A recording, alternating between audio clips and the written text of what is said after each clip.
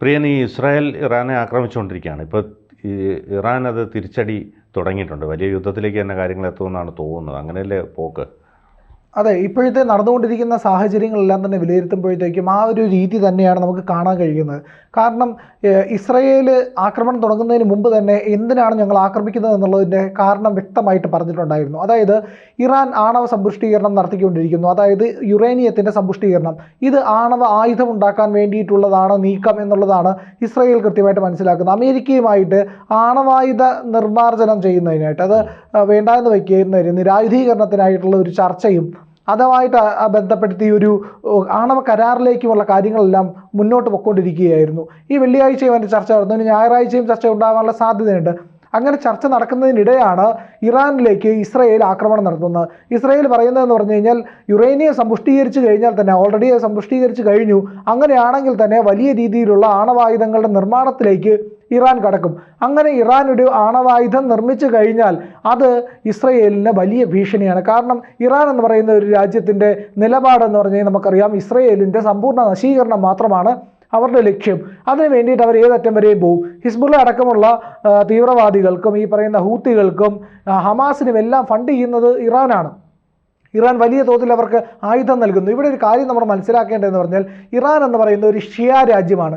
ആ ഷിയ രാജ്യം സുന്നികളായിട്ടുള്ള ഈ പറയുന്ന ഹമാസിനും ഈ ഗാസയിലെ ജനങ്ങൾക്ക് പിന്തുണ കൊടുക്കുന്നതിൻ്റെ ഏക കാര്യമെന്ന് പറഞ്ഞു കഴിഞ്ഞാൽ അവരും ഈ ജൂതരും തമ്മിൽ അടിച്ച് ഭരിക്കട്ടെ എന്നുള്ളതിൻ്റെ ഒരു ആഗ്രഹം കൊണ്ടാണ്. അങ്ങനെ ആകുമ്പോഴത്തേക്കും രണ്ട് ശല്യവും തീർന്നു കിട്ടുമല്ലോ എന്നുള്ളതാണ് ഇറാൻ്റെ ഒരു കണക്ക് കൂട്ടൽ. അതിൻ്റെ ഭാഗമായിട്ട് തന്നെയാണ് പല ഇടത്തു നിന്നും ആയുധ സപ്ലൈ ഈ പറയുന്ന ഹൂത്തികൾക്ക് കൊടുക്കുന്നു, ഹൂത്തികൾ ഹമാസിന് പണം കൈമാറുന്നു, ഈ പറയുന്ന ആയുധം കൈമാറുന്നു, വിവിധ രീതിയിലുള്ള ആക്രമണം നടത്തുന്നു. നമുക്കിനി ഇപ്പോഴത്തെ കഥയിലേക്ക് വരാം. ഇപ്പോൾ എന്താണ് സംഭവിച്ചിരിക്കുന്നതെന്ന് പറഞ്ഞു കഴിഞ്ഞാൽ, അമേരിക്കയുമായി നടന്ന ഈ പറയുന്ന ആക്രമണങ്ങളുടെ ഈ ചർച്ചകളുടെ എല്ലാ പശ്ചാത്തലത്തിൽ അമേരിക്ക നേരത്തെ തന്നെ ഒരു നിർദ്ദേശം നൽകിയിരുന്നു അവിടെയുള്ള ആൾക്കാരോടുള്ള മടങ്ങാനായിട്ട്. അതായത് വെസ്റ്റ് ഏഷ്യയിലുള്ള ആൾക്കാരോട് പറഞ്ഞു, നിങ്ങളിനി അവിടെ നിൽക്കേണ്ട, അവിടെ നിന്ന് മടങ്ങിക്കോളൂ എന്ന് പറഞ്ഞ് അയൽ രാജ്യങ്ങൾ, ബഹ്റൈൻ, ഒമാൻ അടക്കമുള്ള രാജ്യങ്ങൾ, ഖത്തർ, UAE അടക്കമുള്ള രാജ്യങ്ങളുണ്ടായിരുന്നവരോട് വരെ പറഞ്ഞിരിക്കുകയാണ്, ഇനി നിങ്ങൾ ഈ പറയുന്ന മധ്യപൂർവ്വ ഏഷ്യയുടെ ഭാഗത്തോ മധ്യ ഏഷ്യയുടെ ഭാഗത്തോ പടിഞ്ഞാറൻ ഏഷ്യയുടെ ഭാഗത്തോ നിൽക്കേണ്ടതില്ല, നിങ്ങൾ അമേരിക്കയിലേക്ക് തിരിച്ചു വരാൻ. മിലിറ്ററി ഉദ്യോഗസ്ഥർ, അതായത് സൈനിക ഉദ്യോഗസ്ഥരൊഴികെ ബാക്കി എല്ലാവരോടും തിരിച്ചു വരാനായിട്ട് അമേരിക്ക ആവശ്യപ്പെട്ടിട്ടുണ്ട്. മറ്റൊരു പ്രധാനപ്പെട്ട കാര്യം എന്ന് പറയുന്നത്, ഈ ആക്രമണം ഇസ്രയേൽ നടത്തിയത് കഴിഞ്ഞ ദിവസമാണ്. നടത്തിയ ആക്രമണങ്ങളെല്ലാം പ്രിസൈസ് ആയിട്ടുള്ള ഒരു പ്രിസിഷൻ സ്ട്രൈക്ക് എന്ന് പറയാൻ കഴിയും. കൃത്യമായ കേന്ദ്രങ്ങളിൽ മാത്രമാണ് ഇവർ ആക്രമണം നടത്തിയത്. അതായത് ഇറാൻ്റെ ആണവ സമ്പുഷ്ടീകരണ പ്ലാന്റുകളിലേക്കാണ് മിസൈലുകൾ ചെന്ന് പതിച്ചത്.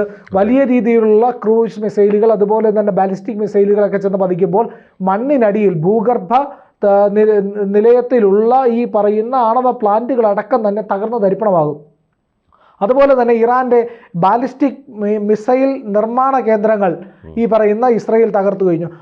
ഓൾറെഡി തന്നെ നമുക്കറിയാം, നേരത്തെ തന്നെ ഇറാനുമായിട്ട് ഒരു ക്ലാഷിലേക്ക് ഇസ്രയേൽ പോയിരുന്നു. ഒരു മാസങ്ങൾക്ക് മുമ്പാണത്, ഏതാണ്ട് 3-4 മാസമാവും. അപ്പോൾ ആ സമയത്തെന്ന് പറഞ്ഞാൽ വലിയ തോതിൽ ഇറാൻ അവരുടെ മിസൈൽ ശേഖരം എല്ലാം തന്നെ ഇസ്രയേലിനെതിരെ ഉപയോഗിച്ചു. ആ സമയത്തും ഈ പറയുന്ന ഇസ്രയേൽ തിരിച്ചടിച്ച് വളരെ കുറച്ചാണ്, പരിമിതമായ രീതിയിലാണ് ആക്രമണം നടത്തിയത്.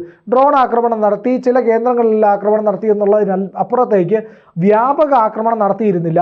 പക്ഷേ അത് ശാന്തമായ ഒരു അവസ്ഥയെ മുൻകൂട്ടി കണ്ടിട്ടായിരുന്നില്ല, മൊസാദിന് ഒരു ചുമതല നൽകിയിട്ടായിരുന്നു ഇറാൻ ആ കാര്യം ചെയ്തത് എന്നുള്ളതാണ് ഇതിലെ ഏറ്റവും നിർണായകമായിട്ടുള്ള കാര്യം.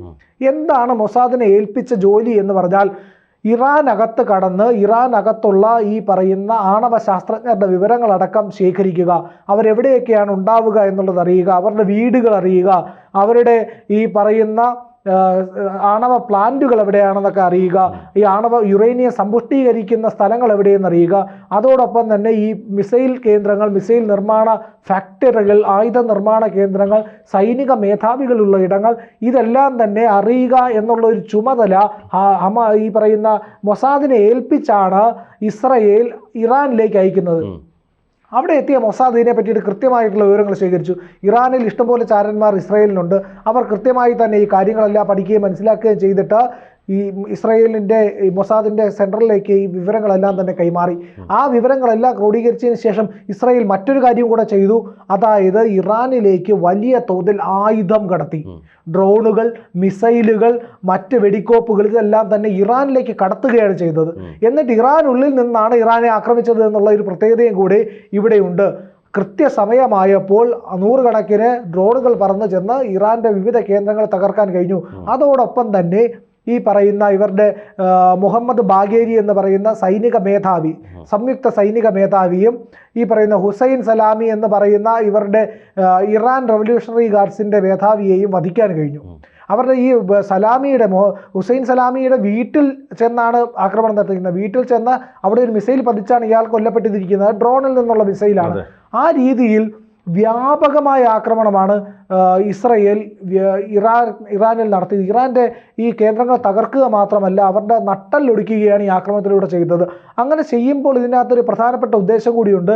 മുൻപത്തെ ആക്രമണത്തിൽ പരമാവധി മിസൈലുകൾ ഉപയോഗിച്ച് ആയുധശേഷി കുറഞ്ഞിരിക്കുന്ന ഇറാന്റെ പക്കൽ ഇപ്പോൾ ഉള്ളത് വളരെ ചുരുക്കം ആയുധങ്ങളാണ്. ഈ ഘട്ടത്തിൽ അവരുടെ പ്ലാന്റുകൾ തകർത്തു കഴിഞ്ഞാൽ അവർക്ക് പ്രയോഗിക്കാൻ വളരെ കുറച്ച് ആയുധങ്ങളെ ഉണ്ടാവുകയുള്ളൂ. ഇറാന് പിന്നെ ഒന്നും ചെയ്യാൻ കഴിയില്ല. ഇറാന് പിന്നെ കരയുദ്ധമല്ലാതെ മറ്റു മാർഗമില്ല. ഒന്നുകിൽ കരയുദ്ധത്തിലേക്ക് കടക്കാം, അതല്ലെങ്കിൽ ഈ പറയുന്ന നാവിക യുദ്ധമോ ഇല്ലെങ്കിൽ നേരിട്ട് വിമാനങ്ങൾ അയച്ചുകൊണ്ടുള്ള പോർ വിമാനങ്ങൾ അയച്ചുകൊണ്ടുള്ള നേരിട്ടുള്ള ഒരു വ്യോമ യുദ്ധമോ അതിലേക്കൊക്കെ കടക്കാനേ കഴിയുള്ളൂ. ഇനി അതാണ് സംഭവിക്കാൻ പോകുന്നതെന്നുള്ള ഉറപ്പാണ്. ഇപ്പോൾ സംഭവിക്കുന്ന കാര്യങ്ങളെന്ന് പറഞ്ഞു കഴിഞ്ഞാൽ ഇറാൻ കയ്യിൽ അവശേഷിക്കുന്ന ആയുധങ്ങൾ കൂടി ഇസ്രയേലിന് നേരെ പ്രയോഗിച്ചു. ടെൽ അവീവിൽ വലിയ തോതിൽ സ്ഫോടനമുണ്ടായി. ഇറാനിൽ മരിച്ചത് 78 പേരാണ്, കുട്ടികളും സ്ത്രീകളും അടക്കം. പക്ഷേ ഇവിടെ ഇപ്പോൾ ടെൽ അവീവിൽ ആക്രമണം നടത്തുമ്പോൾ ജെറുസലേമിലെ ടെൽ അവീവിൽ ആൾക്കാർ മരിക്കുന്നതെന്ന് പറഞ്ഞാൽ ഒരു സ്ത്രീയും ഏതാണ്ട് 40ഓളം പേർക്ക് പരിക്കേറ്റിട്ടുണ്ട്. 10 പേർക്ക് പരിക്കേറ്റെന്ന് മാത്രമേ ഇസ്രയേൽ ഇതുവരെ സ്ഥിരീകരിച്ചിട്ടുള്ളൂ. പക്ഷേ വ്യാപകമായ പൊട്ടിത്തെറി ഈ പറയുന്ന ടെൽ അവീവിൻ്റെ മേഖലയിൽ നടന്നു, നഗരത്തിൻ്റെ ഹൃദയഭാഗങ്ങളിൽ നടന്നു എന്നുള്ള വിവരം കൂടിയുണ്ട്.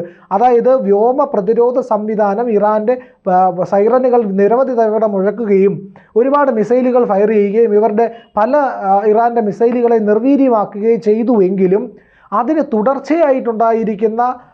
തുടർന്ന് വന്ന ആക്രമണങ്ങളിൽ പലതും ഈ സിറ്റിയിൽ പതിക്കുകയുണ്ടായെന്നും സ്ഫോടനം നടക്കുകയും ചെയ്തെന്നും ജനങ്ങൾ ബങ്കറിൽ തന്നെ തുടരണമെന്ന് ഇസ്രായേൽ അറിയിച്ചിട്ടുണ്ട്. ആൾക്കാർ ബങ്കറിലേക്ക് മടങ്ങുകയാണ് ചെയ്യുന്നത്. അവർ അവിടെയാണ് കഴിയുന്നത്. വീടിനടിയിൽ എല്ലാ വീടുകൾക്കടിയിലും ബങ്കറുകളുണ്ട്. ആ ബങ്കറുകളിൽ തുടരാനായിട്ട് കൃത്യമായിട്ടുള്ള നിർദ്ദേശം ഇസ്രായേൽ നൽകിയിട്ടുണ്ട്. അവിടെ ഈ പറയുന്ന തുടർന്നുകൊണ്ടല്ലാതെ അവിടുത്തെ ജനങ്ങൾക്ക് മുന്നോട്ട് പോകാൻ കഴിയില്ല. പുറത്തിറങ്ങരുത് എന്നുള്ള കർശന നിർദ്ദേശം കൊടുത്തിട്ടുണ്ട്. സൈന്യത്തിൻ്റെ ആൾക്കാർ, പോലീസിൻ്റെ ആൾക്കാർ, മറ്റു ഉദ്യോഗസ്ഥർ, പ്രതിരോധ മേഖലയിൽ ജോലി ചെയ്യുന്നവരല്ലാതെ മറ്റാരും നിരത്തിലിറങ്ങുകയോ സഞ്ചരിക്കുകയോ ചെയ്യരുത് എന്നുള്ള നിർദ്ദേശം ഇസ്രായേൽ നൽകി കഴിഞ്ഞു. അപ്പോൾ ഇതിനകത്ത് മറ്റൊരു കാര്യം കൂടിയുണ്ട്. വ്യോമ പ്രതിരോധ സംവിധാനങ്ങൾ ഉപയോഗിച്ച് ഇതിനെ പ്രതിരോധിക്കാൻ കഴിയുന്നതിനോടൊപ്പം മറ്റേതെങ്കിലും തരത്തിലൊരു ആക്രമണം ഉണ്ടാകാനുള്ള സാധ്യതയെ ഇസ്രായേൽ മുൻകൂട്ടി കാണുന്നുണ്ട്. അങ്ങനെ ഒരു ആക്രമണം നടന്നാൽ അത് വ്യാപകമാവാനുള്ള എല്ലാ സാധ്യതയുണ്ട്. കാരണം വ്യോമ പ്രതിരോധ സംവിധാനങ്ങളെ കബളിപ്പിച്ചുകൊണ്ട് ബോംബറുകൾ മുകളിൽ എന്ന് പറഞ്ഞാൽ വലിയ ഉയരത്തിൽ പറന്നു വന്ന് ബോംബ് ചെയ്യാനുള്ള സാധ്യതയുണ്ട് എന്നുള്ളതാണ്. അങ്ങനെയാണെങ്കിൽ ആ ഒരു സൂചനയാണ് ഇസ്രായേൽ നൽകുന്നതെങ്കിൽ നമുക്ക് ഉറപ്പിച്ച് പറയാം, യുദ്ധം വ്യാപിക്കാൻ പോകുന്നു. മധ്യപൂർവ്വ ഏഷ്യയ്ക്കകത്ത് വലിയ രീതിയിലുള്ള യുദ്ധം വ്യാപിക്കാൻ പോകുന്നു. ഇറാനും ഇസ്രായേലും തമ്മിലുള്ള നേരിട്ടുള്ള വലിയ അടി അതിലേക്ക് കടക്കുകയാണ് എന്നുള്ളതിൻ്റെ വ്യക്തമായ സൂചനകളാണ് ഇപ്പോൾ നമുക്ക് ലഭിച്ചുകൊണ്ടിരിക്കുന്നത്. കൂടുതൽ വാർത്തകളും വിശേഷങ്ങളും നിങ്ങളിലേക്ക് എത്താൻ ABC മലയാളം സബ്സ്ക്രൈബ് ചെയ്യുക, ബെൽ ബട്ടണും അമർത്തുക.